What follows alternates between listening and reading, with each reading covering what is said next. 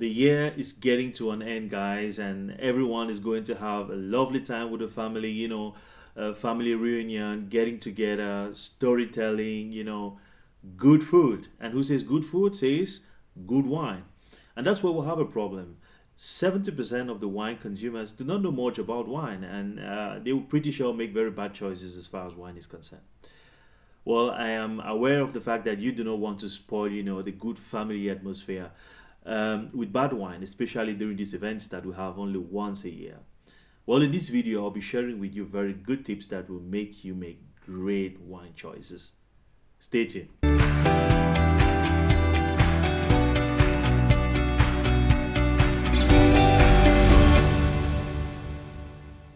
If you're following me for the first time, my name is Arno from Wine Investor.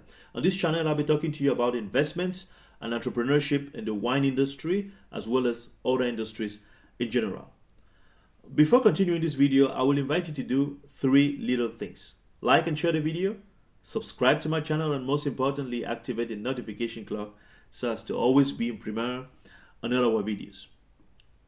Well, as you have heard in the introductory video, I'll be sharing with you here certain tips that will help you make great choices as far as wine is concerned. And we're going to start right away. The first thing you have to do is to stop buying wines from the supermarket. Yes, from the supermarket. I know a lot of you are ready, to throw stones at me right now because you've been doing that for years and years.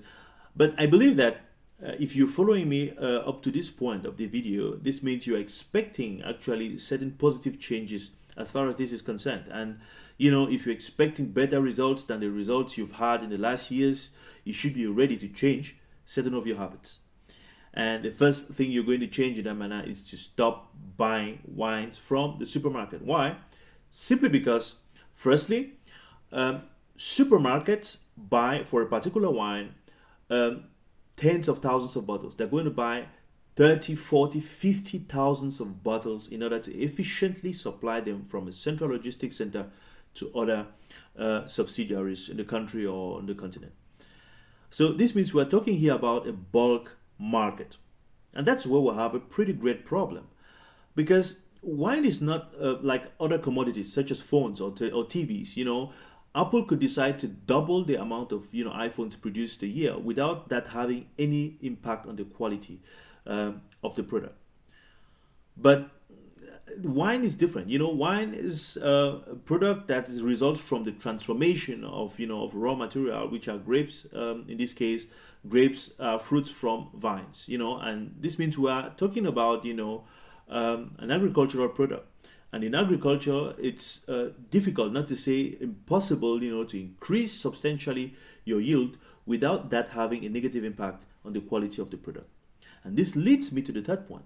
A lot of the wines, not to say almost all the wines that are sold at the supermarkets, contain a lot of additives. Additives are therefore necessary to compensate for this lack of substantial quality that you have actually on average wines. And for example, one of the most known additive here is Mega Purple, well known in the United States. Almost in all low quality wines you have in the United States, and almost all wines that are imported from the United States to be sold, for example, in the European region, and in some wines also that are produced in Europe, you have Mega Purple. And Mega Purple, just as the name says, it's a color additive. It gives this deep dark purple color that you expect to see, for example, in great Bordeaux wines, in great Napa Valley, in great Californian wines, and wines from South Africa, great wines, because the wines in the supermarket are produced in bulk, so they don't have that quality from the grapes that you expect from small scale productions. So you need definitely these additives. So you have Mega Purple for as color additive. You also have other additives that for example, will compensate for the lack of tannins that you also expect from very good red wines. There are so many additives, and one very big problem is that wine is different from chicken, or different from peanuts, or from other foodstuffs that you are going to buy from the supermarket. On these products, you definitely have all additives, all conservatives that have been added to the product. In the case of wine, it's not the same. The only rare substances that have to be mentioned on the wine label if they cross a certain limit are sulfites. Okay, you always see on almost on a great number of wine bottles you will see it contains sulfites. That's the only thing you have on wine bottles because it tremendously affects the health of pregnant women. So apart from that, nothing. So which means buying wine from a supermarket rich in additives, that are not good for your health is not something I would expect you to do by 2023, right? The second point is that supermarkets will always want to consolidate their market. So they are not going to work with a lot of producers, with a lot of suppliers. Great supermarkets, as far as wine is concerned, for their wine, section, they will always have 2 to 3 suppliers, max. 3 suppliers. I'm not talking about producers, but suppliers. They don't care about where the product comes from, how it's been manufactured. It's about having a supplier who can supply you in the amount you need in order to, distribute your product and sell them at the supermarket retail price, €2, €2, 30, €50. That's how the world goes. And this means you might stand, in front, of a wine shop in the supermarket and see a lot of, of wines, from different countries, and think that the supermarket has done quite a great job, to bring all these wines from all over the world, for the customers, to have a great choice of wine when buying wine. That's mostly not the case. I have an example here, a wine, a Shiraz, from Australia, which I bought from Lidl, €2.50. I have another wine here, which is a Pinotage, Pinotage from South Africa, which I also bought from Lidl, almost the same price. Well, if you look at both bottles, you see that they have, the same design. From the bottom to the top, it's the same design. A colored cap. You have, a label here on the neck of the bottle. In the front, you have the same design. It's just a matter of colors. One is yellow, the other one is orange. And when you look at the back, you will see that you have a supplier. I don't want to mention the name here, but it's written on all the bottles. You have a named supplier who supplies these bottles, to Lidl. And believe me, it's not just. I didn't see just these 2 bottles. I saw 4 bottles on the shelves. One, this Shiraz from Australia, the Pinotage from South Africa. I saw a Cabernet Sauvignon from Chile. I saw a Cabernet Sauvignon from the United States. All with different colors but the same design. So you will see here that we are expecting. So the supplier, of course, will not need to invest so much in design. So it just has to be presentable. So we'll have one design that we're going to use, for 10, 15 types of wines, we'll be selling or supplying to Lidl, for example. So we are here talking about bottles that cost €2.50, €2.80 retail price. Well, if you take into consideration the price of the bottle, the price of the labeling, the cork, the cap and all that, you take into consideration, the storage fees and the insurance fees, because all of these great suppliers, who supply wine in bulk, they always have, insurance fees. When the wine is stored somewhere, it has to be, there has to be insurance in case, the storage facility burns, or whether there's some theft or whatever. All that has to be reflected in the price that the end consumer is supposed to pay.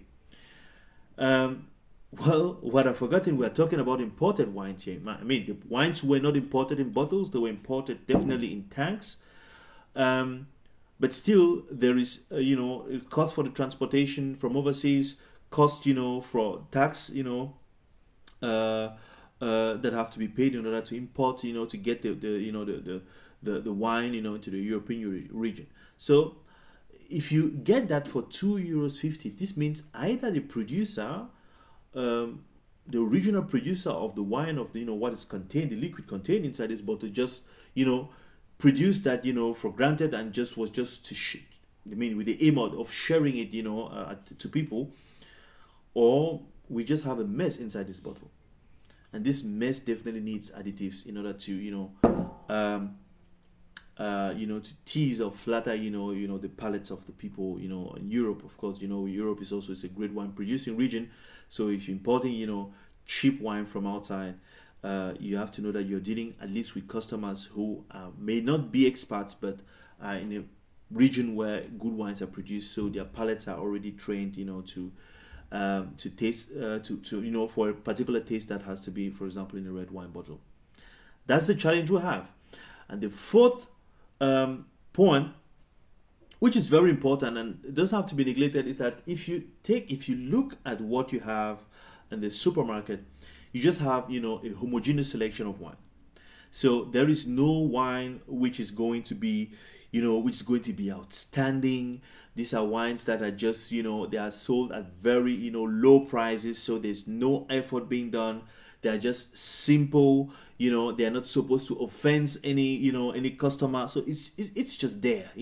There's nothing great you should be expecting from such wines. And these are not the wines you're expecting to buy to spend good time with your family and your loved ones, especially at the end of the year. The solution to this problem is to buy wine from specialized wine stores.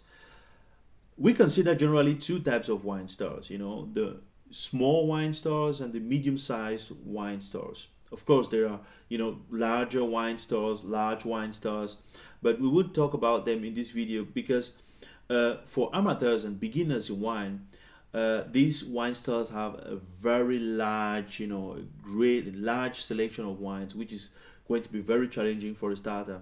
And secondly, which is for me very disadvantageous, is that due to this large selection, the large wine store owners don't have direct contact to the producers.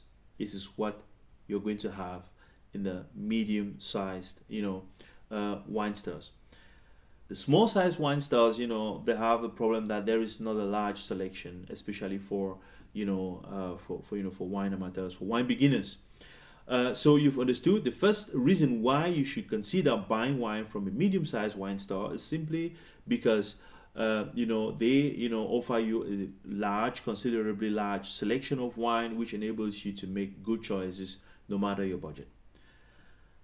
The second point is that buying wine from a medium-sized wine store is will give you the possibility to profit to benefit from the advice of staff, well-trained staff that will give you advice on different wines. Most of the medium-sized wine stores have trained staff that will give sometimes trainings on how about wine in general, and on how to taste wine for their customers. And most importantly, as a starter, medium-sized wine stores will give you the opportunity to taste the wine before buying. So you already know what you're expecting when you're taking the bottle back home. Very important. The third point is that they, like I said before, medium-sized wine stores have close contact to the producers. Very important. Because this closeness is going to, enable them give you more information about the wine you're buying. Information that you will difficultly have, at other larger wine stores, larger retail stores, simply because they know the producer, they know him very well. Some of them even, go out, move around, spend time with them, private time, and they know the methods of production of fermentation used by all these, wine producers.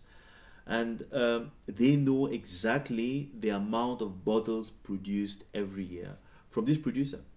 And there is a difference between someone telling you, oh, I'm offering you this bottle, I think it's a good bottle, you're gonna like that. Yeah, the bottle cost me $85 or $65. It's a great bottle. There's a difference between that and someone offering you a bottle and telling you, you know what, I'm offering you this great rosé, and this rosé is very significant and important to me for two reasons. Firstly, because I have tasted this rosé and I know your taste, and I was, flabbergasted by the good fruity taste of this rosé, and I'm very happy to share that with you. Secondly, because this rosé for this particular year was produced in an amount of 25,000 bottles sold all over the world, and I'm happy and honored, to hand over to you one of these 25,000 bottles in the whole world, as a sign of respect and of the particularity you represent as a person in my life. There is a difference. There is a big difference between these two. So you have to know that wine is not only something that you consume with your mouth. It's also you have to know more about the subject. You have to know more about the producer in order to sell it to your people. Not to sell it for money, but I mean, like, even if you're offering a bottle to someone, even if you have people at home and you're opening a bottle to share with them, wine is storytelling. It's not just about it's from Chateau Lafite, whatever. It's that one is something else. If you are sharing time with people, you have to be able to create a story out of what you're opening and drinking with them.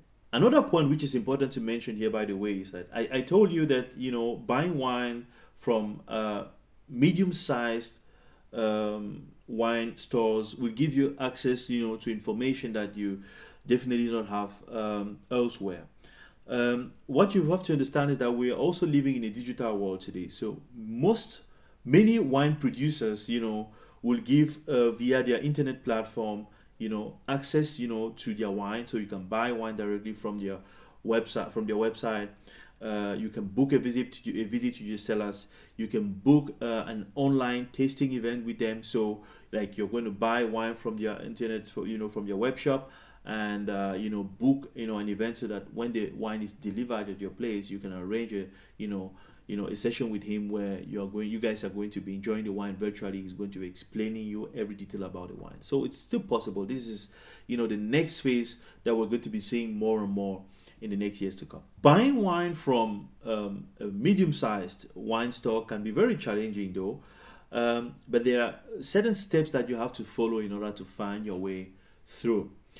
The first thing is that when you enter, a medium-sized wine store, you need to have some orientation. You need to, look at how the store owner has, segmented its wines, and there are many methods. Most of them are going to segment the wines by regions. It could be, for example, wines from Champagne. It could be wines from Bordeaux. The second point is that you have to forget about all these things we call gold medals, silver medals, or whatever, because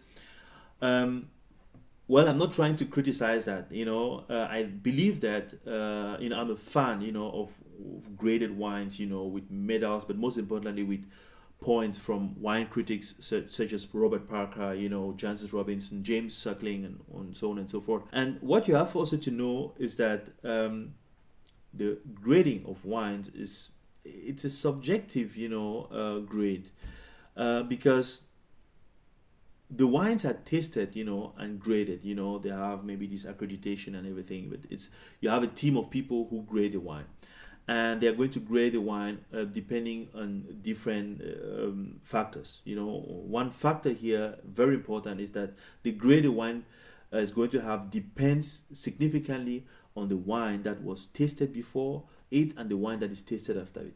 The third one, an important one, is that you have to forget about the descriptions you have on the back label of a bottle. Forget about that. Well, it might be important for people who already know their wines, who already know the kind of profile they have, the kind of wines they kind of like. It could be interesting to read that into details. But I believe that you can't really take a lot out of this text, of these 2 or 3 line text you have on the back labels on the bottles, because they are very generic descriptions.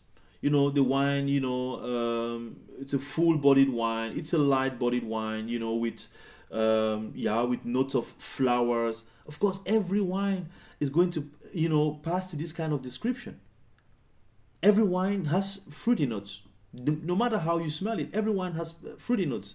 It's just that some wines have, the notes of flowers, and fruits are more, intense in some wines than in others. So a generic description makes no sense. So forget about that one. The thing is, wine is a very complex product. If you go, for example, to a supermarket and you're buying, let me say pineapple juice, and you're trying to read on, on the packaging, and you read something like, this juice has a yellowish color. Seriously? Every pineapple juice has a yellowish color. So what kind of description are you expecting? So the best way to describe a wine is to taste it. So forget about any description. Sometimes I see people, in the wine stores, and they're going to spend like 10 minutes, 15 minutes reading what's on the back label of a bottle. It's a wastage of time. It's a wastage of time. And this leads me to the fourth point. You have to concentrate when you're buying a bottle. When you're getting into a wine store, you have a budget. Okay, you have a budget. Even if you're buying a $200, $300 dollars a bottle wine, you still have a budget. So concentrate on that budget. And I will tell you something. Most of the wines, good wines, you want to buy are in the range of $15 to $30. So I would say maybe 12 euros to about 28 euros, 30 euros. That's the good range. I know some people are going to get frustrated because they have been buying $5 bottle wines, and and they have been finding it great. But what I want to tell you also is that we said we are living, we're not buying any wine from supermarkets. So you're buying wines that are definitely above 6-7 euros. So and I will want you to know that if you want to have a good wine today, in the world we're living today, your wine doesn't have to cost less than 12.5, 13 euros a bottle. Very important. Because, as you know, I have a company that produces wine, and I know exactly the cost of production associated with that kind of business. This brings me to the next point. If you have a problem with the price, you should be able, to accept alternatives. At the medium-sized wine store, you will rarely find a good champagne bottle at less than $30 or 30 euros. It's very difficult. You will rarely find a Barolo at less than 30 euros a bottle. Very difficult. But however, you're going to find a great cava from Spain. You're going to find a great Deutscher Sekt from Germany, which are all produced with the same traditional method as in champagne, but that would cost less than $30. Could cost maybe $20, $25. Okay, very important. You're going to find a Nebbiolo from Langhe, for example, in Italy, which will cost by far less than $30. You could find it for $15. The sixth point is a very important point. You have to be more and more specific when buying wine. I'm not asking you to enter the wine store and say, I want Chateau Latour 2017. Well, I mean, if you're a wine profi and then you know what exactly you're looking for in that wine, go ahead. But, for beginners and, amateurs, it's not important to name a wine exactly. It's to know, more important is to know the region. You have to know that the smaller the region is where the wine you're buying is produced, the greater quality you should be expecting from that wine. Because the smaller a region is, a particular region is with a name, with an appellation, as it's known in French, like with the name, the more rigorous, are the restrictions and the controlling facilities that are going to make sure that the wines produced by the small number of producers being part of that region respect all the qualities in terms of yield, in terms of method of fermentation and wine manufacturing. Very important. So instead of buying a Bordeaux, buy a Saint-Emilion wine, because Bordeaux is very large. Bordeaux covers a large area, but in this very same Bordeaux you have a lot of small appellations also of regions. So you have Saint-Emilion, you have Pomerol, you have Saint-Julien, Margaux, quite a lot of them. So, and each of these small regions has its styles. You have, for example, in Bordeaux, you have the left bank, you have the right bank, and we all know that on the left bank and the right bank, you would find mainly Cabernet Sauvignon, Merlot, Cabernet Franc. But the more you're going down, towards the Saint-Emilion part, you're definitely going to be more in the mellow part. So depending on the region, you're still going to have certain style of wines, and also you have an increase in the quality which is being produced. Very, very important. So instead of buying, if you are buying wine from the United States, instead of buying Californian wine, buy wine from the Sonoma region. Okay, it's more specific. And if you want even to go further, buy wine from from the Sonoma region, but from the Russian River or from the Alexander Valley, for example. The seventh point is that you have to look at the alcohol content. Well, you must have understood that buying wine is not, is not for alcohol purposes. You don't buy wine because you want to drink alcohol. I mean, we're not talking about, alcoholics here. We're talking about, a particular product. But the degree of alcohol will definitely can be considered as a sign of the quality of the wine you have, because we're talking about wine as a product which results from the fermentation, which is the transformation of sugar into wine. So the more you have alcohol in the end product, the more you had sugar in the in the raw material. That means the grapes had really ripened, had reached a phase of full ripeness. So and well, in the grape, you do not only have sugar as a factor of for good wine. You have, depending on whether you're on white or red grapes, you have acidity, you have the level of tannins, other factors such as the minerality and all that. So this means that the grape was harvested at a time where all these factors were almost at their optimum in the grape. One very other good point is that, well, as a starter, as a beginner, you might still have some difficulties, and if you have to make very in a rush and you want to take a decision, carry a wine, rush back home, or you want to take a wine before the store closes, and you don't have too much time to reason. There are certain regions and countries where you can be rest assured that there is a minimum, of quality which is guaranteed in these wines. Spain, Portugal, South Africa, New Zealand, Australia, South America. When I talk about of South America, I'm talking about countries like Argentina. I'm talking about countries such as Uruguay. Very good wine producing countries. Chile. Well, okay. I know you might be asking yourself, why am I not talking about France here? Yes, France is a great wine producing country, but there are so many wines in that country, so many good wines, but there are also so many very bad wines. I think 20% of the French wines, 25% of the French wines are a little mess.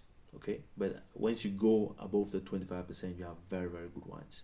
So I'm talking about for people who might not really be familiar with the French regions and you just want to pick something fast, know that with Spain, Portugal especially, South Africa, but mostly New Zealand and Southern America, you're on a great on